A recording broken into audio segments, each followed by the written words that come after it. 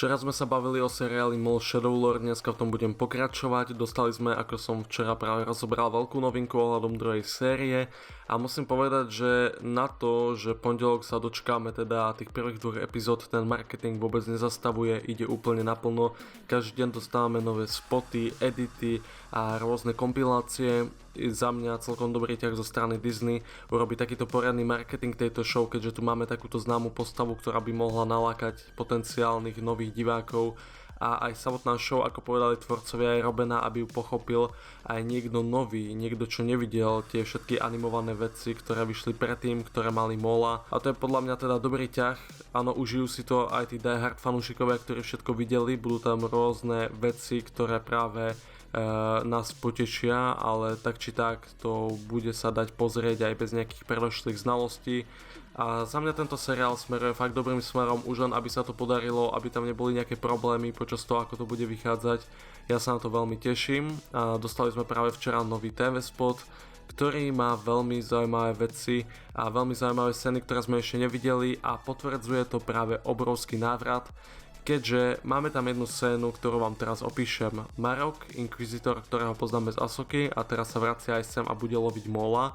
Už v prvom traileri sme videli, ako povie práve Molovi, že Cisár chce, aby bol mŕtvy, čo naznačuje, že Marok dostal presne od Palpatina rozkaz, aby zabil Mola, keďže vieme, že inkvizitorov mal na starosti Grand Inquisitor, ale celkovo ich viedol Vader. No Vader nemal nejakú veľkú motiváciu ich posielať proti Molovi, keďže tam nebol nejaký osobný konflikt, ale u Palpatina by to dávalo oveľa väčší zmysel, keby osobne poslal Inquisitora za Molom, keďže samozrejme už v Clone Wars nechcel, aby rastol v moci, a teraz počas toho, ako vzniká Imperium, by to nechcel už duplom, a tak teda na ňo poslal Maroka. A ono je aj celkom zaujímavé, že v podstate na Mola poslal takéhoto Inquisitora, ako on sa ani nejako neodvážil proti nemu poslať Grand Inquisitora, čo bol jeden z tých najlepších. On proti nemu proste poslal takto Inquisitora, potom ešte neskôr aj toho 11. brata, ako vidíme v traileri. Ja si myslím, že Maul z toho bude veľmi sklamaný, že jednoducho ten Palpatine ho vôbec nepovažuje za hrozbu ako kedysi. Potom, čo ho porazila Ahsoka, pravdepodobne mu takto klesie reputácia u práve Palpatina a nebude ho brať veľmi vážne.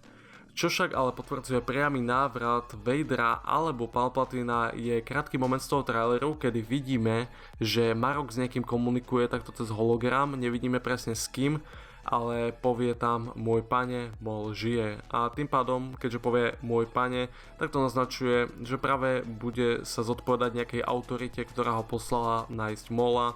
Čo sa týka toho dôkazu, ktorý som tu vravel, myslím si, že ho poslal Palpatine a preto by aj dávalo zmysel, keby tu komunikoval s Palpatinom. To si myslím, že je ten prípad, ale je tu aj možnosť, že komunikuje s Vaderom, lebo ako som vravel, Vader mal na starosti Inquisitorov a mohol by tu mať tak nejak rolu, ale myslím si, že v tomto konflikte s tým Maulom je väčšia šanca, že to bude teda ten Palpatine. A tiež je to aj taká tá možnosť, ktorá by to celé vyvrátila, že by to bol Grand Inquisitor, lenže pochybujem, že jemu by sa práve takto spovedal Marok. Tento krátky moment nám teda potvrdzuje, že by sa mohol vrátiť buď Palpatine alebo Vader, ešte úplne nevieme, ja teda skôr vsádzam na toho Palpatina, kľudne je možné, že sa vrátia aj obaja a myslím si, že celkovo príbeh seriálu pôjde týmto smerom. Maul bude zbierať nejakú tú moc na Janixe a Imperium na ňo pošle teda Inquisitorov, presnejšie Palpatine, lenže s tými nebude mať Maul žiaden extra problém a vysporiada sa s nimi. No a práve preto bude nasledovať, že Palpatine na ňo pošle Vadera, bude to akási skúška alebo niečo také. Už sme dlho špekulovali práve o súboji Maula a Vadera, určite by sme to všetci chceli vidieť, mohlo by to byť veľmi zaujímavé, už som o tom robil samostatné video, kde som rozobral tie okolnosti, ako by to mohlo dávať zmysel, a už to bolo jemne aj naznačené v Star Wars Rebels. A lenže to by si nechali až na neskôršiu druhú sériu alebo možno nejaké ďalšie epizódy v budúcnosti, keďže vieme, že seriál bude pokračovať. Na jednu stranu sa možno divím, že v celej tejto sérii by boli len Inquisitori a žiadna taká väčšia hrozba ako oni. Na druhú stranu možno tam bude nejaký silnejší osobný príbeh a na to si budeme musieť počkať. Každopádne, čo si myslíte vy? Uvidíme Vadera a Palpatina v seriáli Mol Shadow Lord?